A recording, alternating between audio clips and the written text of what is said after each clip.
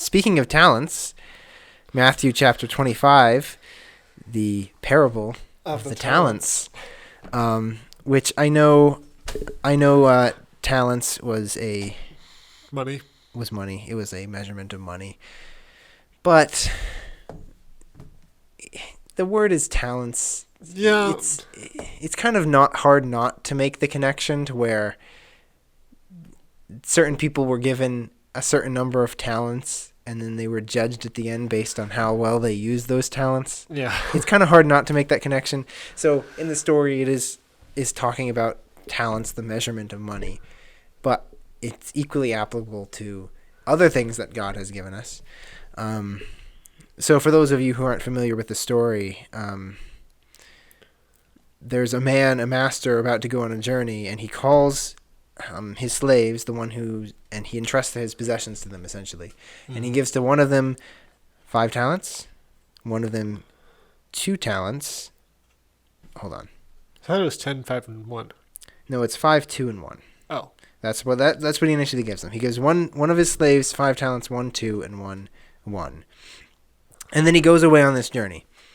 And the ones with the 5 talents and the 2 talents, they're smart, and they immediately go and they invest them and they trade them and they use those talents and do the day trading stuff.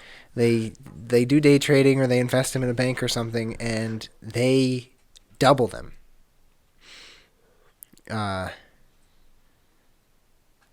Yeah, so the one who had 5, he gained 5 more, so then he had 10. The one who had 2 gained 2 more, and then he had 4. But then there was the one who was given 1 talent, and he was scared of his master. So he immediately went away and hid it he dug a hole in the ground and hid it. He hid his master's money. Mm-hmm. So when the master eventually returned, and he calls his slaves to have them give an account for how they have used the talents that he gave them and how well they have kind of stewarded his money. And to the first 2 who went out and doubled their money, he says,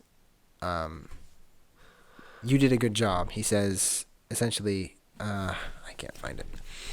Well done. Well done, good and faithful slave, which is what we want to hear from God in the end. You were faithful in a few things. I will put you in charge of many things. Enter into the joy of your master. So if you haven't also noticed, the master is supposed to be God, and we are the slaves.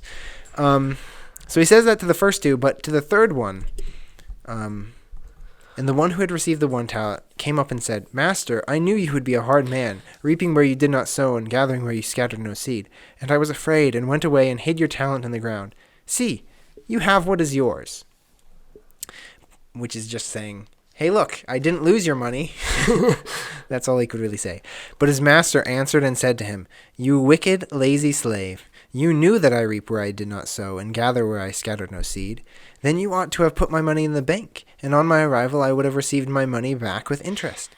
Therefore take away the talent from him, and give it to the one who has 10 talents. For to everyone who has, more shall be given, and he will have an abundance. But from the one who does not have, even what he does have will be taken away. Throw out the worthless slave into the outer darkness. In that place there will be weeping and gnashing of teeth. So that's also a pretty stern warning. Yeah. One thing that I get out of this is that not everybody is going to be blessed with the same level of talents or money or riches or whatever. Mm-hmm. But the point of the matter is not how much we have, is that we do use it. Right. So just because you don't have not nearly as talented as somebody else doesn't mean you shouldn't use your talent you do have. Right. So nowhere in this story is there any comparison between the multiple slaves, other than the 2 did a good job and the other did a bad job. Yeah, the one that had 1 talent wasn't expected to make 5. Right. So the master, when he sees the one who had 2 and then got 2 more, he's not like, well, the first guy he made 5 talents while I was gone. Why did you only make 2? Like he wasn't angry at him for that, because he used what he had. Yeah. And to the effect that he had, and he still doubled it, even though he didn't make as much in total than the one who had the 5 talents. So the point is not comparing yourself to others and saying, oh man, I'm not as talented as that guy. I can't do as much as that guy. The point is, here's what I have. What am I going to do with it? Exactly. That is the bottom line that we all have to ask ourselves. This story is talking about a master and slaves that he gives some money. The parallel, the purpose of the parable is there is God and there is us, his children, and he has given us all talents. He has given us all abilities and passions and opportunities. How are we going to use them? Mm-hmm. And so in the end, he's going to ask for us to give an account of how we have used our talents. And he's not going to be comparing us to other people. He is going to be looking at us and us alone, one at a time, Yeah. And he's going to see what we did. And for the person who just sat by and is like, I was scared because I knew you could be angry and you could be a harsh man. You could be harsh at some time. And so I just did nothing with the talents you gave me. He's not going to be happy with that. No. The warning here at the end is very stern. Throw out the worthless slave into the outer darkness. In that place there will be weeping and gnashing of teeth. That's not like a light punishment. Yeah. The parallel is you'll get thrown into hell if you don't properly use what you've been given. Yeah, and then it comes back to everything that we have has been given to us by God. And so if we don't use it, then we're not being good stewards. Mm-hmm. And with that could be talents, abilities, it could be money, it could be opportunities, it could be connections.